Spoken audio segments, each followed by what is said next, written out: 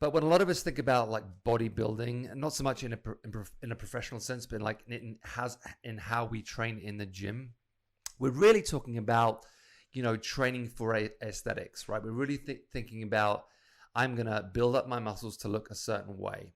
So whether that be, I want to get bigger or I want to get leaner, the main psychological focus is on improving my body by training and by building up certain parts of my structure, my physical structure, to look a certain way. And when you think about training for bodybuilding, you usually think about the week in kind of a split sense. Like, how am I going to split up my week? How am I going to divide my days between what muscle groups? So the classic, of course, is, you do chest and maybe chest and triceps on a Monday, maybe back and biceps on a Tuesday, maybe Wednesday off, maybe legs on a Thursday, maybe shoulders on a Friday, something like that. But you're going to break your week up. You're going to divide your week up specific to muscle groups. So the focus is on which muscle groups am I targeting on which day. And that's kind of the structure of bodybuilding.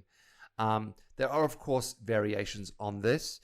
You may find certain bodybuilding programs that kind of like are more of an all body kind of split, or you have like push and pull splits or lower upper splits. But primarily we're talking about dividing our days into muscle groups, and usually, we're doing 60 to maybe 90 minutes a day. And maybe we're doing cardio on top of that, and maybe we aren't, depending on whether you're in a bulking phase or a leaning phase, which we'll get to in a second. But it's a pretty basic concept of training the muscle to exhaustion, damaging the muscle so that it grows back stronger. And that's essentially what you're doing in bodybuilding.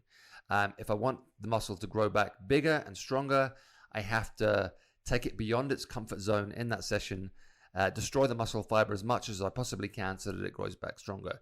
Now, there are intelligent ways to do this, and there are stupid ways to do this, and both exist in the bodybuilding world.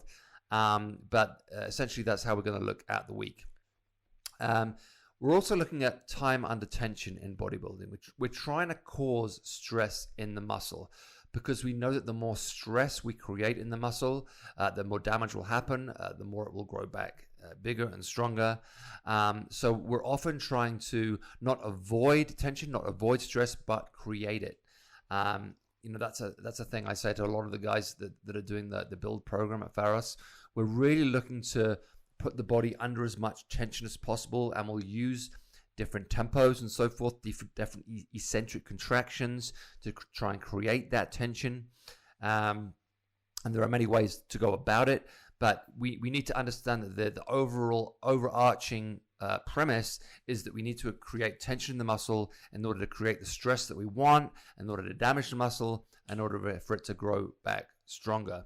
And of course, under that principle, we have the progressive overload principle, where I'm going to love that one. Yeah, where I'm going to progressively increase either the weight or the reps or the sets or the time under tension over a set time period, so that I'm always making progress. I'm always moving the needle forward.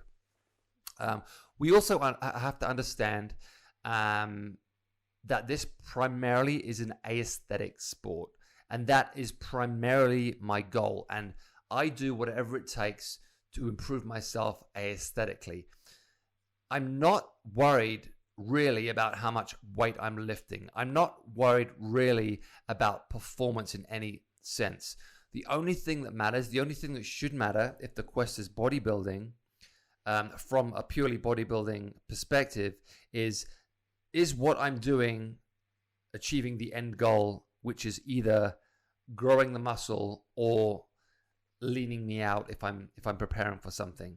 But I think you have to go in with a mindset, and where people struggle, I think, with bodybuilding sometimes, is that you have to understand what the driving force is and what the goal is. And if what you're doing is not moving you towards that goal, then it doesn't need to be in the program. It doesn't matter whether you like it. It doesn't matter whether sports science book says X, Y, Z. If it doesn't get you closer to what the actual goal is, it doesn't need to be in the program. And that's a mistake, to be honest. I have made in the past.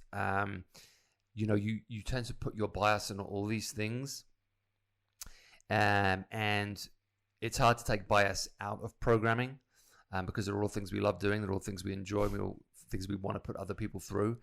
But if the goal primarily is just bodybuilding, then we need to remember what we're actually trying to achieve here.